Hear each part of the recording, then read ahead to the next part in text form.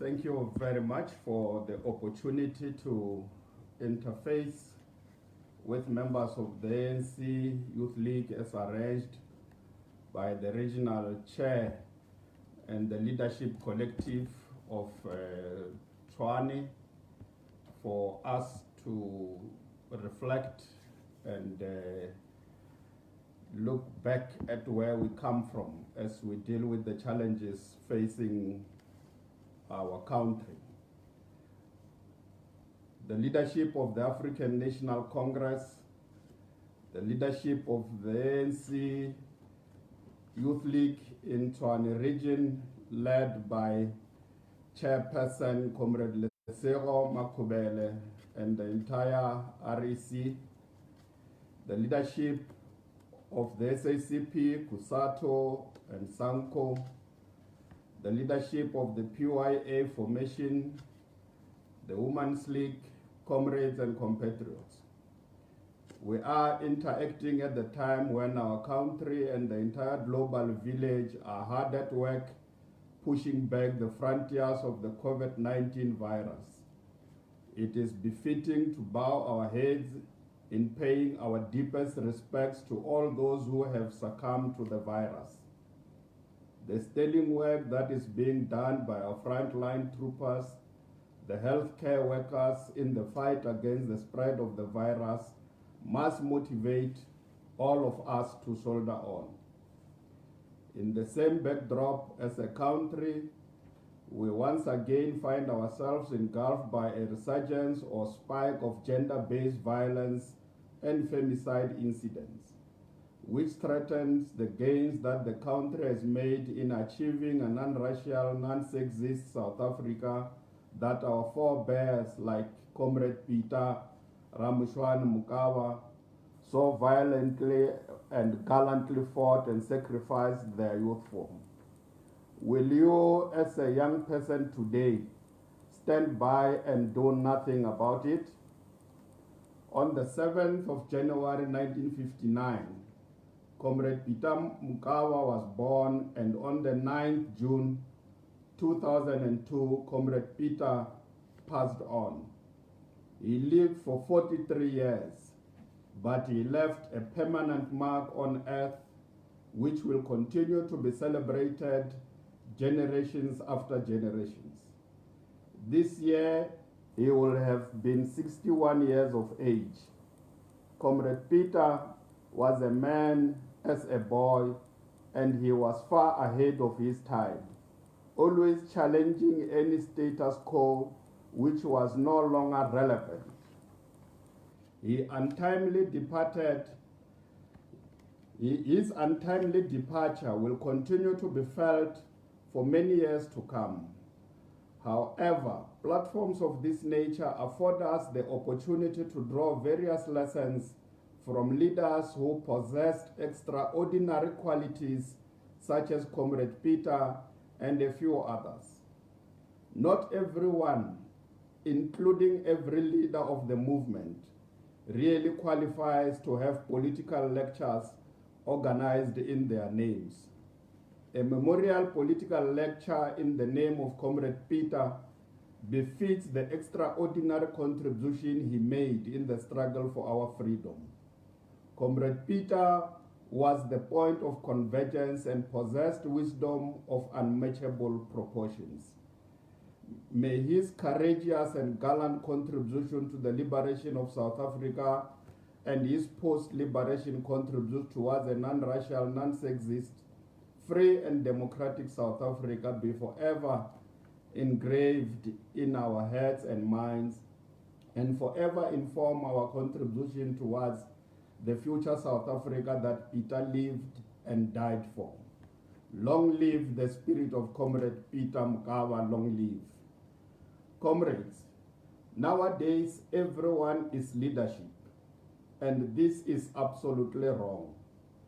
This is the reason why our elective conferences are so much highly contested, comrades killing each other or injuring one another during nominating BGMs, or such BGMs being dominated by anarchy and chaos. It is becoming the new normal at elective conferences to have the whole day or half a day being dedicated to nominations from the floor. This is because everyone regards himself or herself as a leader who qualifies to be nominated and elected. It is not sustainable to have elective conferences attended by a substantial number of delegates who harbors ambitions of being elected. If what happens in the run-up to the Nasrec conference with 7 comrades standing for the position of president is the new normal, then the movement is in big trouble. There is nothing wrong with being ambitious, but it is wrong to overstretch your ambition. It is the responsibilities of every cadre to self-control his or her ambition. Does it mean we have lowered the bar to the lowest level where everyone can easily ascend or feel confident enough to contest? In 1997, at the Limpopo ANC Provincial Elective Conference held at Tibumbeni College, there was a strong view to nominate Comrade Peter to be the provincial chairperson, a view espoused by the ANC Youth League then. But after being thoroughly engaged by the leadership, in particular President Nelson Mandela, we decided not to proceed with that nomination. Comrade Peter did not need to be convinced to decline. Instead, he volunteered to decline. Currently, a cadre will tell you how much his or her name is being pushed by branches, often without even referring to at least to one branch that has already made such nomination. An organization that has only leaders without the general membership, the ground troopers, is doomed to capitulate. The issue of everyone regarding herself or himself as a leader is a problem. Yes, we have through the eye of a needle that must guide us in electing leaders. But regrettably, such a document is being reduced to something with no practical meaning. A cadre of the movement in a leadership position must command respect and respect others in return. Having said that, I would like to appeal to the Youth League to really make a deep introspection on its primary role as a preparatory school for the African National Congress. Let's put it simple. Is the Youth League still fulfilling this principal responsibility of being the preparatory school of the movement? This question is raised fully aware that certain individual ambitions are far above the Youth League. In order to advance a convincing answer, it might be important to assess things from the current state of the Youth League. Is the Youth League in a proper state at the moment? Does the current leadership and membership of the Youth League possess the necessary qualities to guard and protect the revolution? What role did we play as the movement in general to assist the Youth League to find its actual path? The Youth League cannot be drawn by ex-ANC factions that will ultimately lead to its total extinction.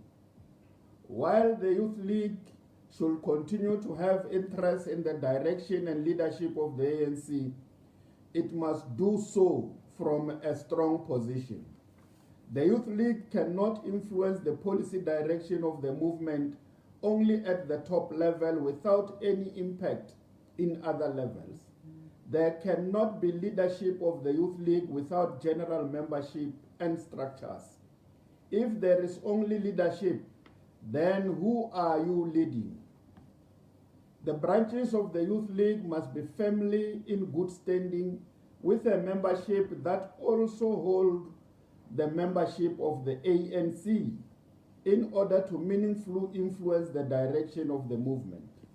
The membership of the Youth League must be well grounded politically and advance their well-informed arguments without any fear. Yes, the leadership of the Youth League must be guided, but in the same vein, it should be allowed to make mistakes so that they can be corrected. The Youth League must never be controlled, managed, or used to push narrow interests of comrades. It will be fair to appreciate that the Youth League of Comrade Peter was robust and sometimes seen as militant, yet the then leadership of the ANC allowed us to operate. We were given space to function and make mistakes. We were constructively corrected where mistakes were committed. The then leadership of the ANC was never personal, but always political. Perhaps some may not know that it was Comrade Peter, on behalf of the Youth League, who nominated Comrade Mbeki to be the national chair of the ANC after the passing on of Comrade O.R. Tambo. President Mandela nominated Comrade Cde Cassel, and Comrade Peter made a different nomination, raising the name of Comrade Mbeki, who emerged as the majority choice. President Mandela was never angry or personal. He never initiated any plot against Comrade Peter and his leadership collective. In fact, he genuinely accepted the outcomes, and the rest is history.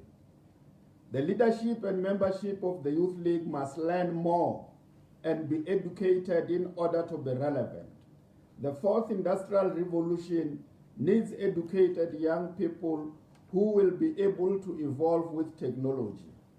The League must lead the process of modernizing the movement to meet the realities of the present moment. Comrades, in Comrade Peter, we lost a true, honest, and principled leader of our generation. Who commanded respect across the movement and society as a whole. He was a grounded leader who understood the political literature of the movement from cover to cover. He was not just a good, eloquent speaker, but he was also an exceptional writer. His argument was always fortified by substance and facts. He remained an active member of the ANC in his home branch of Mankweng to the end. He will create time to service his branch without imposing his views. Few days before his passing, he attended a branch meeting, and unfortunately, no one thought that was his last meeting. In the past, a person could join the ANC at regional, provincial, or even head office without belonging to a branch. Comrade Peter argued very strongly that every member must belong to a branch. He was also instrumental in ensuring that ANC branches are linked towards one ward, one branch. The issue of a ward having more than one branch because of internal fights or for the sake is wrong and a serious threat to the ANC. Before there was ANC caucus in Parliament, and as it is still the case even now, and the SACP had its own separate caucus. This means members of the SACP in Parliament will attend the ANC Parliamentary Caucus and thereafter have their own separate caucus. Comrade Peter successfully argued against that setup. The base of his persuasive argument was that all deployees in Parliament were there on the ticket of the ANC as the organization that contested the elections. Therefore, there must be one caucus, which is that of the ANC. Comrade Peter was never married to positions, and that assisted him to serve the movement in whatever capacity. He served the people of South Africa with bravery, but yet with humility. He will never sell his soul for a position. As a principled leader, he never betrayed a cause because of expediency. He articulated his views openly without any contradiction.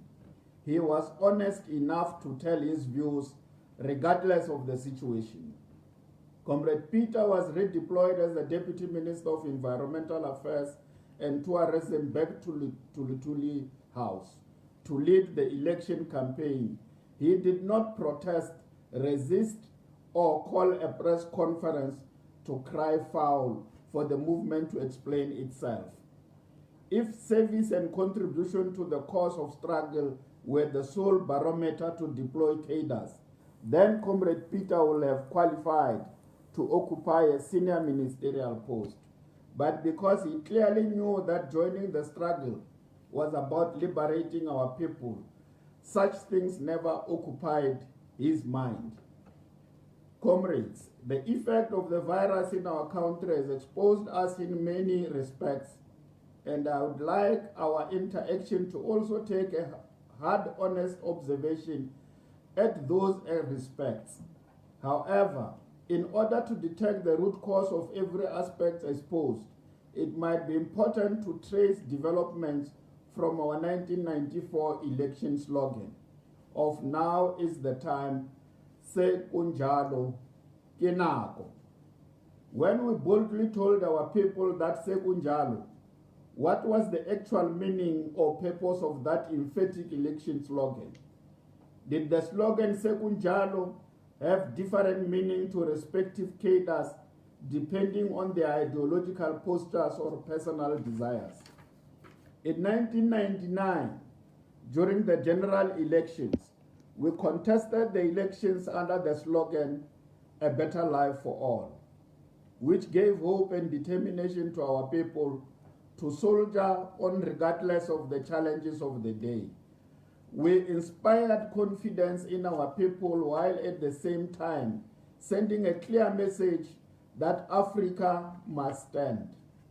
In 2004 general election, we invited our people into a contractual relationship under the slogan, "The People's Contract to Create Jobs and Fight Poverty." Without any disappointment, our people flocked to various voting stations in the country, standing on long queues to give the movement a resounding victory never seen in the history of our democratic dispensation. This means our people joined the contract we drafted, wherein a promise was made to create work and fight poverty amongst all South Africans. It is common cause that contractual relationship creates obligations or duties for contracting parties. As the movement, we made a promise and our people accepted the promise with their respective votes. Therefore, our people honored their contractual obligations, and the question we need to ask is whether we did honor our part as a movement. This fundamental question must be answered frankly without being defensive or elusive. These questions are necessary because our national democratic revolution has always been about our people. In 2009, our election slogan was, "Working together, we can do more." This slogan was more about appreciating the fact that we may not have honored part of our contract, but working together with our people, the entire contract can be honored in full. Indeed, our people gave us all the benefits by voting for the movement. Every policy development initiated by the government has always put people as the primary beneficiaries. However, it is one thing for the policy to say something, and it is another thing to practically realize the objectives of the policy. I would like us to reflect on this brief history because we need to assess the true state and conditions in which our people live. The voting patterns in all the general elections reveal the strong support base of the movement. it is a fact that our strong support comes from townships and more clearly rural areas of our country. Then the question we ought to ask, as we remember Comrade Peter, is whether have we done enough to better the living conditions of our people in the townships and rural areas. The fact that in the last local government elections, we lost key metros, including Tshwane, does not mean the movement is no longer rooted in the townships. But it means we have done something terribly wrong that annoyed our people, and I hope efforts are being done to regain the confidence of our people in these areas. And if we have not started, it is time, Chair, that we should start to do that. For a moment, let's pay some attention to the living conditions of our people in the rural areas.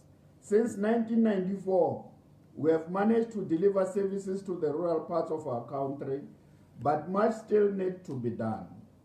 The most important and sustainable thing that must happen in rural areas is the creation of economic activities which will create jobs. The comprehensive rural development plan that we promise South Africans, especially our people in rural areas, must still be achieved. We must really change the living conditions of our people in rural areas. To build a strong rural economy requires deliberate effort and a firm determination. The properties of people in the villages must be given value. Our farming towns must be improved, with some supported to become cities. The infrastructure in the villages must be developed in order to retain dwellers and attract new residents. People in the cities and townships must find it easy to visit their respective homes in the villages, and when visiting, they must find key amenities to spend money on. The heavy reliance of our people, especially the youth, on social grants is a ticking time bomb, which its explosion may see the drastic diminishing of our electoral support. We have built a strong social grant system whose sustenance requires a strong growing economy. The pausing of the world's economy owing to COVID-19 has forced our government to look for more funds. Some of the multilateral institutions we may seek assistance from might be hostile to some of our policies, including social relief policies. This means we must reduce reliance on social grants, especially by people of working age. Job opportunities should be created in order for people to work. Our Vuk'uzenzele slogan is more direct and relevant now than ever before. The COVID-19 must whisper some message that government can no longer be able to build RDP houses for people of a working age.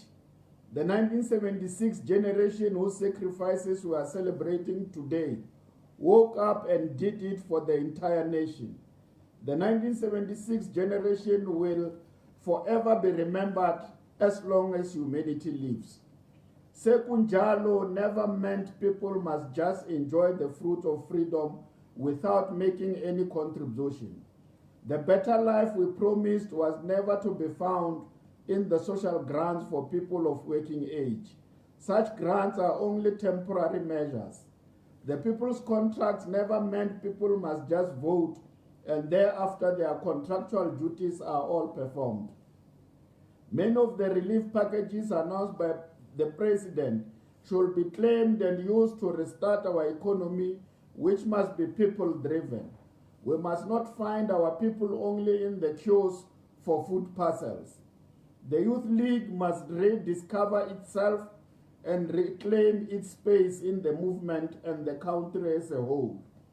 The Youth League voice is missing in the social discourse, and we are waiting for it to regain its voice. In commemorating Youth Day and the contribution of all the giants whose shoulders we stand today, I implore each and every one of you to consider what your individual and collective contribution to the future South Africa that we all aspire towards will be. Thanks for this rare opportunity to deliver this lecture on this historic day in our calendar as a nation. A luta continua, the struggle continues. Matimba. Thank you very much.